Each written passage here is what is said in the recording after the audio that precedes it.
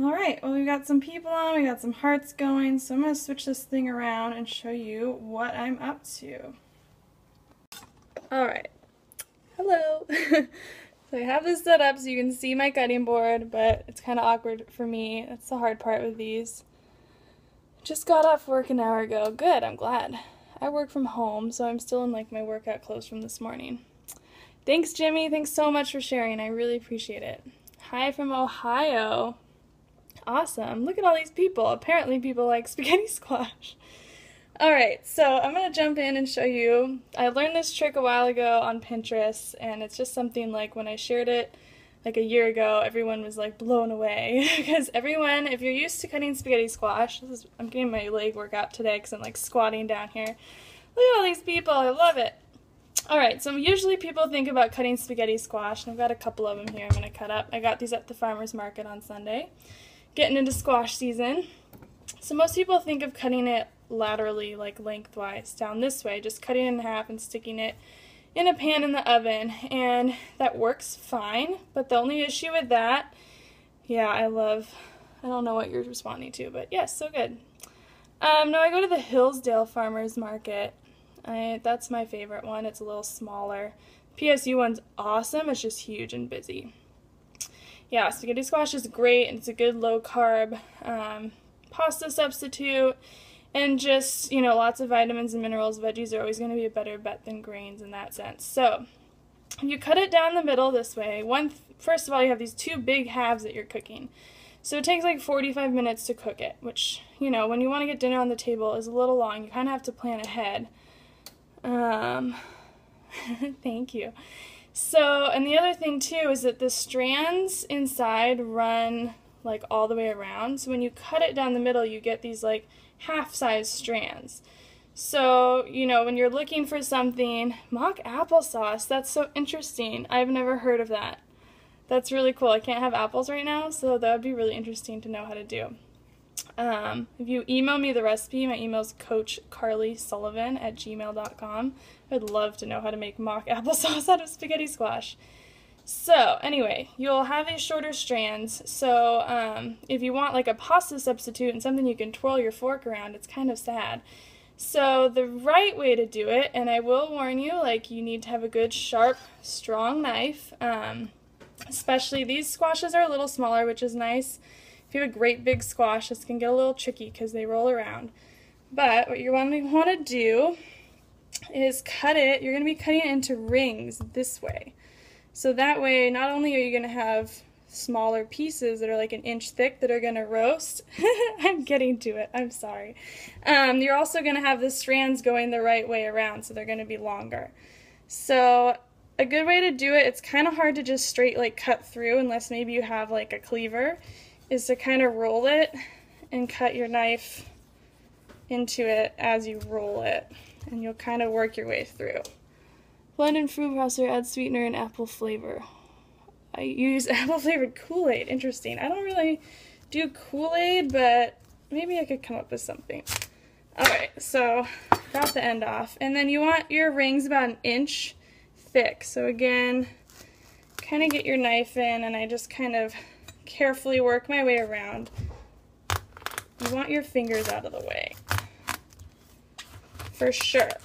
And you'll want to see too, the way I'm holding my knife, a lot of people, thank you, a lot of people hold their knives like this, and you're not going to get a lot of good leverage or control on your blade. So a quick little tip here is you want to pinch it right here so that you've got it grasped, and it gives you a lot more leverage and control of the blade. And just so, that's a little tip for you. So, I'm just going to keep cutting through into rings. Get a couple of these. Again, be careful. Can roll this thing right off. Thank you for all the hearts. Thank you for everyone who's still joining. We're cutting spaghetti squash the right way tonight. I'm going to make like a spaghetti squash casserole with some ground beef and whatever else I feel like throwing in there, because that's how I cook. So one thing you want to do too when you cut the rings is you want to take the seeds out. So if you get a little paring knife and go through the middle here and get the seeds out. So this Scooter cut her finger off. I'm not going to cut my finger off. Oh, everyone gets, it's funny, I've watched some other cooking demos and everyone's like so nervous that someone's going to cut themselves. I did go to culinary school. I do cook a lot. I only cut myself once in culinary school, and it was from like accidentally dragging the knife by my finger. Hi there. All right, so once you've cut all of your squash into rings, you can see they're about 1 inch thick. Cut out the seeds. You're just going to, oh, all right, well, I don't tolerate that sort of stuff. Bye. Okay, so you're just going to put these on a baking sheet. You don't need to grease it or anything, but you can. And then I just roast mine in the oven. Yeah, spaghetti squash is really great. Don't be intimidated by food, guys. Just like go pick something up at the grocery store, and worst case scenario, like stick it in the oven at 400 degrees and roast it, and it's probably going to turn out good. Most vegetables do. I'm glad I'm making you hungry. That's what I want to do. I'm all about food. So you're just going to want to roast them. Just put them all flat on a pan and roast them in the oven, 400, 425 degrees. I like to flip them halfway through, so about 10 minutes in, flip them over.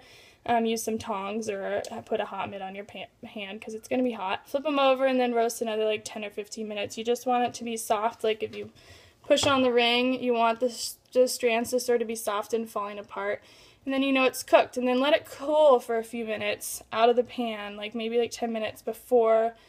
I don't season before putting it in the oven. You definitely could put some like salt and pepper on there, but I like to kind of just have my spaghetti squash plain so I can season it with the dish. So yeah, about 20 minutes, and that's what's great about doing it this way is it's a lot faster than cooking like half of a squash at a time.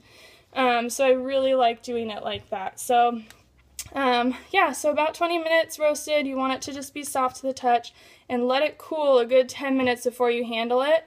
And then I just like to take a fork and shred it all the innards.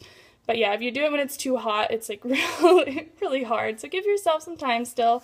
But you know, I'm going to cook both these squashes so that I have like a ton of spaghetti squash for the week. Because there's so much you can do with it. And no doubt I will tell you what I do with it tonight later on. I don't really know yet. I'm going to wing it because that's how I cook. But I always share my recipes. Yeah, about 400 for the temperature. 400 to 425 is going to be just fine. Yeah, the higher temperature is just going to cook it a little faster. So just keep an eye on it. It's going to depend too, like how thick you cut it. How long does it last in the fridge? Probably about, 5 days. It depends.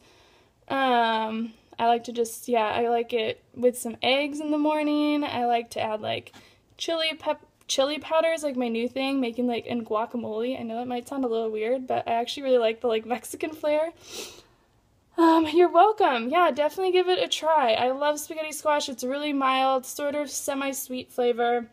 We're getting into fall, so it's the perfect season to go out there and try it. There's always so many fun squashes out there. You should just try them. Yum! Yay!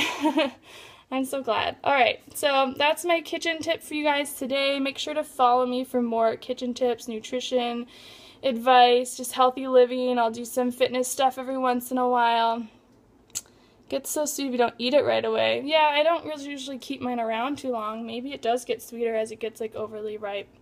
Hi from New York. Anything with the seeds? I don't really, but you can roast them like pumpkin seeds. They're really good. Oh, thank you. You're so sweet.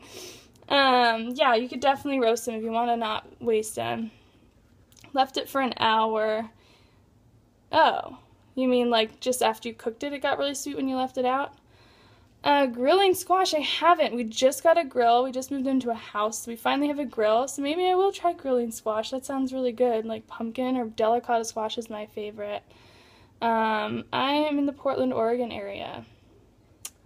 Alright guys, I'm really appreciating all of you who hopped on and all these hearts. It's really awesome. Please feel free to share the replay. Make sure to follow me. And check me out over on Instagram as well. My handle is CarlyS629 over there, because I'll probably post recipes and stuff over there, and they do end up on Twitter as well. So you're welcome. Thanks so much for watching. How do you cut acorn? That you could do the same way. You could cut it in rings. You could cut it in half. Yeah, add it to your grocery list. I always try to try new vegetables. I just picked up some like Thai eggplant today because I'm like, why not? I'll try them. How to make cheese. Yum. I can't eat cheese, but I love cheese. Alright guys, I gotta go finish up my dinner. Thanks for watching. Share and be sure to follow. Have a good night. Bye.